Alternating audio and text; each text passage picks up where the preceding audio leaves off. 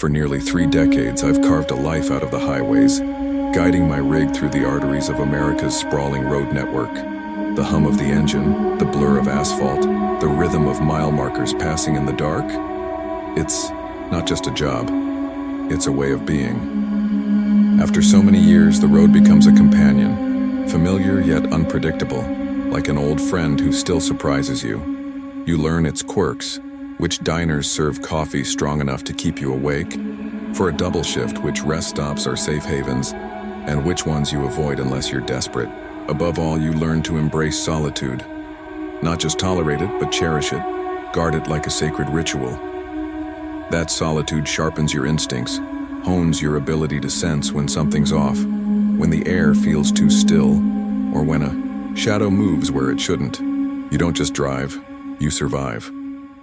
It was December 2019, and South Dakota was locked in winter's grip.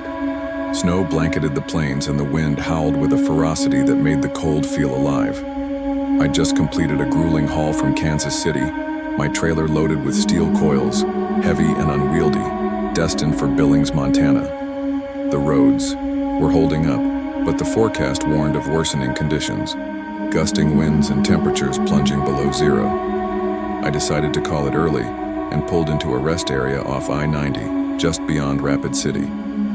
It was a quiet spot, tucked away from the main drag with clean facilities and bright sodium lights cutting through the gathering dark.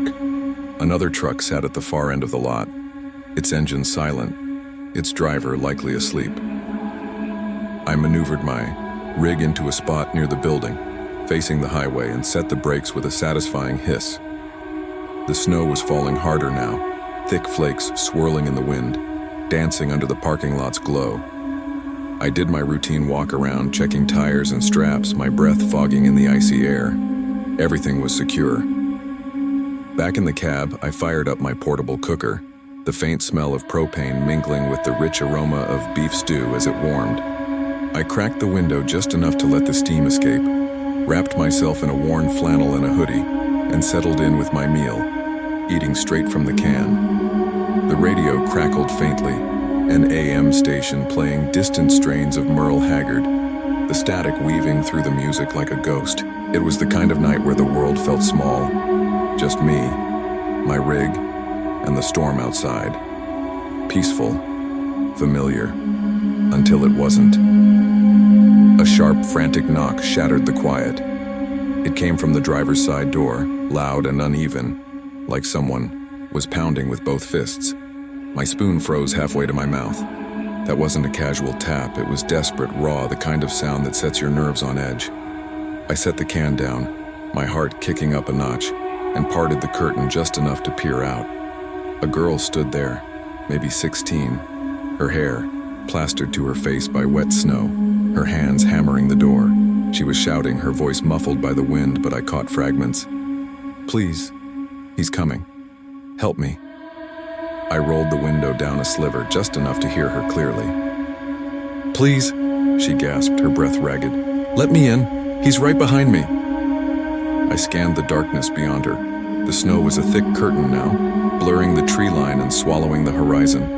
No headlights pierced the storm, no footsteps crunched in the snow, no sign of anyone else.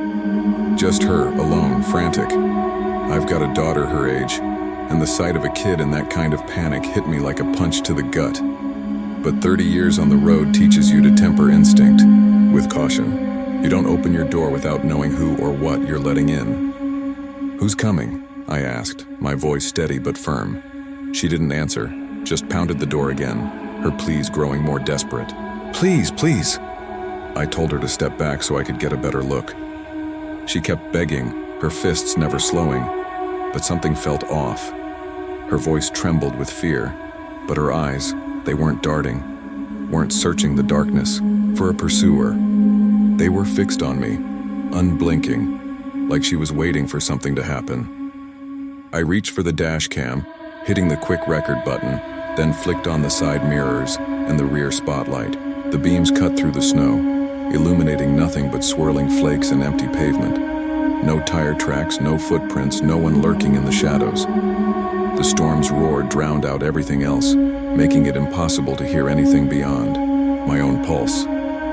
"Back up," I shouted, louder this time. "Let me see." She froze, her hands dropping to her sides. For a split second, her expression changed. Her tears stopped, her face went blank. Then without a word, she turned and walked away. Not ran, not stumbled, but walked, her figure fading into the blizzard's whiteout. I sat there, gripping the steering wheel, waiting for someone, or something, to emerge from the dark. No one did. Sleep didn't come easy that night. I kept the engine idling, the doors locked and the radio on low, its faint hum a lifeline to the outside world. I climbed into the sleeper cab and grabbed my crowbar, its cold weight reassuring in my hand. Every few minutes I checked the mirrors, half expecting to see a figure darting through the snow. Nothing. At dawn, I reviewed the dash cam footage, my hands trembling as I clicked through the frames. The girl hadn't run up to the truck. She'd walked slow and deliberate, like she was following a script. And then, in the grainy night vision feed, I saw it. Movement beneath the trailer. A figure low to the ground, crawling across the ice toward the front axle, pausing just under the cab. I rewound, watched again, my stomach twisting. They'd used her as bait. She wasn't being chased, she was the lure, drawing my attention while someone else positioned themselves for an ambush. I reported it to the state police at the next way station, handing over the footage. They treated it seriously, their faces grim as they watched the video. They'd heard similar stories, they said, especially in winter when remote rest areas became hunting grounds. A decoy, often a young woman or teenager, would knock, plead, distract. When the driver opened the door, someone else would strike from the blind side, robbing or worse. They asked if I'd seen a license plate, but there was no car in the lot, no tracks leading to or from the girl. The figure under the trailer had slipped out of frame before I could get a clear look. They never caught anyone. The story spread. Through trucker forums, whispered warnings shared over coffee at diner counters. Other drivers reported similar encounters. A girl waving them down in the rain, a figure crawling out from under a trailer in the dead of night. After that night, I upgraded my rig with undercarriage motion sensors and an infrared camera system. I don't park unless I'm near security cameras or another driver's rig. I don't care how exhausted I am. I'd rather push through a blizzard than sleep vulnerable again. That night in Rapid City wasn't about the storm. It was about what hid within it. I've been a flatbed hauler for 8 years, all solo runs. There's a certain pride in that, in navigating the open road alone, handling the weight of heavy loads and the stress of tight schedules. As a woman in a male-dominated industry, you learn to carry yourself with confidence, to read a truck stop's vibe in seconds, to act like you're never afraid, even when fear is clawing at your insides. You develop a sixth sense for danger, a gut feeling that saved me more times than I can count. But nothing prepared me for that day in East Texas, July 2021, on a lonely stretch between Nacogdoches and Jasper. The air was thick, the kind of humid heat that makes your clothes stick to your skin by noon. The sky hung low, a pale, oppressive gray, and the cicadas screamed in the stillness, their chorus unbroken by birds or breeze. A storm was brewing, the forecast warning of thunder and heavy rain by evening. I'd just dropped a load and was deadheading toward a pickup near the Louisiana border. The highway was a narrow 2-lane ribbon, flanked by dense pines and tangled underbrush with no shoulder to speak of and no houses for miles. It was just past 4:30 p.m. when I saw her. At first I thought it was a deer, a dark shape slumped in the ditch on the right side of the road. But as I eased closer, I realized it was a woman, curled in on herself, knees drawn to her chest, long dark hair spilling over her face. Her shoulders shook like she was sobbing, her arms wrapped tightly around her legs. The sight tugged at something deep, a mix of compassion and unease. I slowed to a crawl, leaned over, and rolled down the passenger window. "Hey," I called, my voice cutting through the cicadas' drone. "You okay?" No response. Her head stayed bowed, her body trembling. I pulled over, hazard lights flashing, and left the engine running. Maybe she was hurt, I told myself, maybe from a wreck, unable to speak. My hand slipped into my pocket, fingers closing around my knife as I stepped out of the cab. The air was heavy, the ground slick with earlier rain, the ditch thick with weeds and vines. I took a few cautious steps, my boots sinking into the mud. Something felt wrong, a prickle at the base of my neck. I was 10 feet away when I noticed her hair. It didn't move, didn't shift in the faint breeze. Her skin was too pale, unnaturally smooth. Her posture was too perfect, too staged. Then I saw it. The faint seam where the wig met her scalp. It wasn't a woman, it was a mannequin. Before I could process it, a branch snapped behind me. I spun around, heart pounding, and saw him, a man bursting from the tree line, sprinting toward me. He wore dark clothes streaked with mud, a hoodie, obscuring half his face, something metallic glinting in his hand. A pipe, maybe a crowbar. Instinct took over. I ran, my boots slipping in the mud, adrenaline flooding my veins. I reached the truck, hauled myself up by the driver's side rail, and slammed the door shut just as his fingers grazed the window. His eyes met mine, wild and unyielding as he pounded the door once hard before turning and vanishing into the trees. I threw the truck into gear, tires screeching as I peeled out, the trailer fishtailing on the gravel. I kept checking my mirrors, expecting a vehicle to emerge from the woods, but the road stayed empty. I didn't stop until I reached a gas station 30 miles away, an old place with flickering lights and a single pump. My hands shook as I dialed 911, my voice unsteady as I explained what happened. 2 deputies arrived 40 minutes later, their faces serious as I showed them the dashcam footage. It caught the mannequin, clear as day, dressed in torn jeans and a hoodie, its wig glued, on with eerie precision. The man's face was too shadowed to identify, but his movements were deliberate, practiced. The deputies investigated the site the next day. The mannequin was still there, abandoned in the ditch, no fingerprints, no IDs. Near the tree line, they found tire tracks, empty beer cans, and a spent pepper spray canister, signs of a setup that had been used before and would likely be used again. They told me another driver had reported a similar scene 2 months earlier. Same spot, same mannequin. He'd slowed down but kept moving when the figure didn't react, calling it in later. By the time police arrived, the ditch was empty. I don't take chances anymore. I keep a crowbar under my seat, added motion lights to the cab, and installed a personal GPS alert system. I park nose out, always, and carry a flashlight even in daylight. I still run solo, still take back roads, but I trust my gut above all else. If I'd taken 2 more steps toward that mannequin, I might not be here to tell this story. I've spent over a decade in logistics, hauling specialty loads for private clients. You don't survive this long without a system.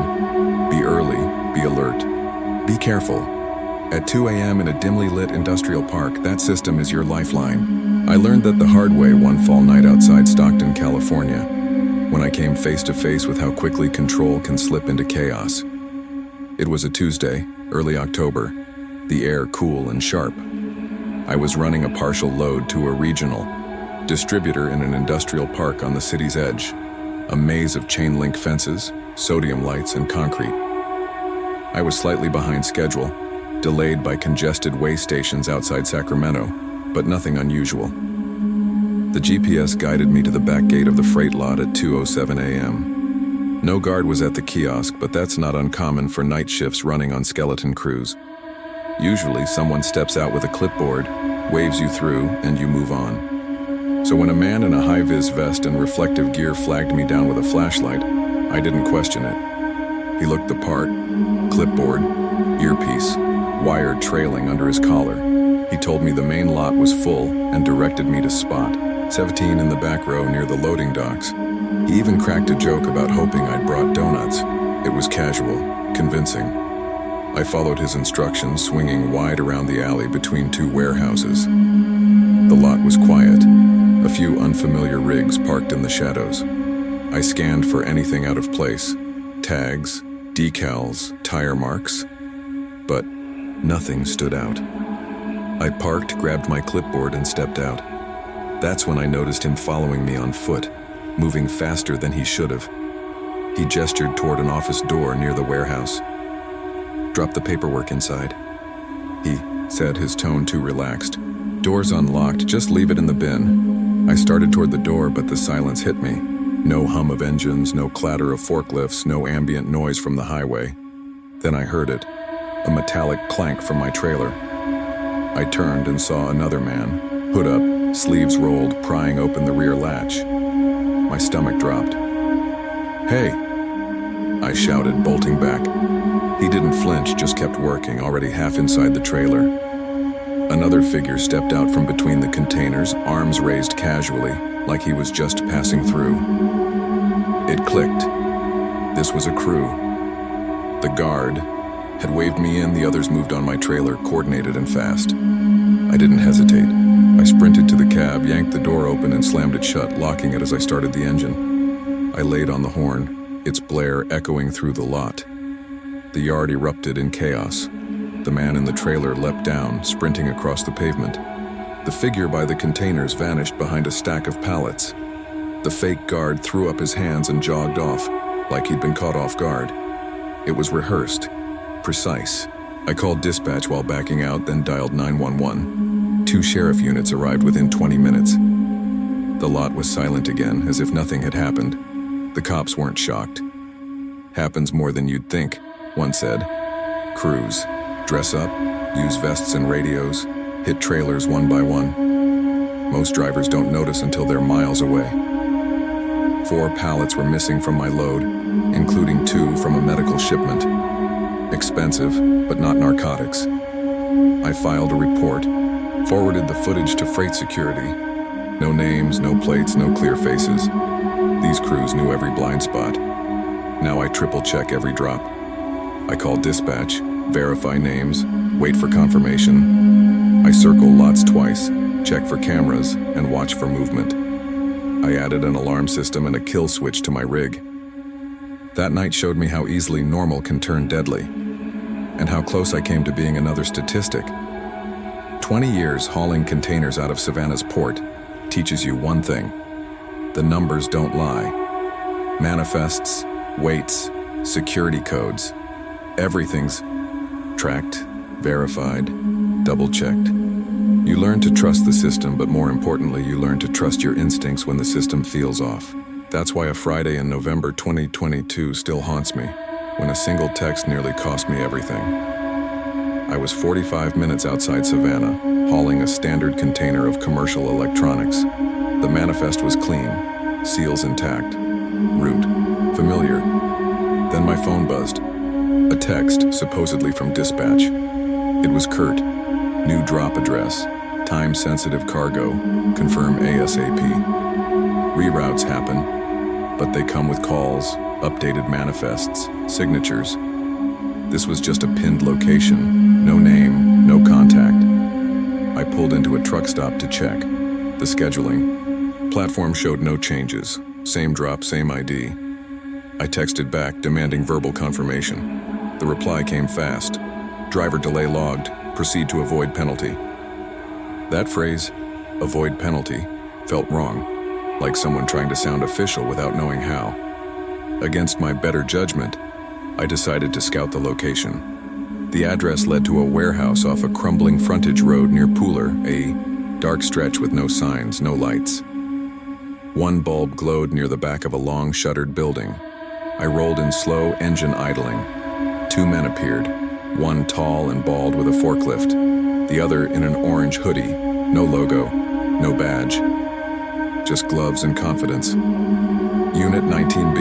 I asked, window up. The bald one nodded. "Doc 2, bring it back." The other grinned, too friendly. "Why call dispatch?" he said, like it was a joke. It wasn't. I locked the cab, called dispatch. "Did we reroute 19B?" I asked. "No," the dispatcher said, her voice tight. "That's not us, get out." I reversed fast, clipping a pallet stack as the forklift rolled toward me. The hoodie guy waved his arms, shouting. I didn't stop. A pickup truck trailed me for miles, matching my speed, my lane changes, my sudden exit. It passed only when I pulled into a gas station. but my hands didn't stop shaking until the police arrived. The warehouse was empty, vacant for months. The text had mimicked our dispatch format perfectly, down to the signature line. It wasn't random. It was calculated. I changed my protocol. No text without a call, no drops without verified names. I added a second dash cam, upgraded my locks, and warned every driver I know. They didn't need weapons, just a fake address and a few words to make it feel real. These stories aren't just tales, they're warnings. The road is vast, lonely, and unforgiving. If these got under your skin, good. That's your gut telling you to stay sharp. Hit like, subscribe, and tell me which story hit you hardest. The dangers don't always hide in the shadows. They follow you into the storm. Click now for 4 more chilling tales of what lurks in the rain. Stay safe and remember, the ones you need to fear don't knock.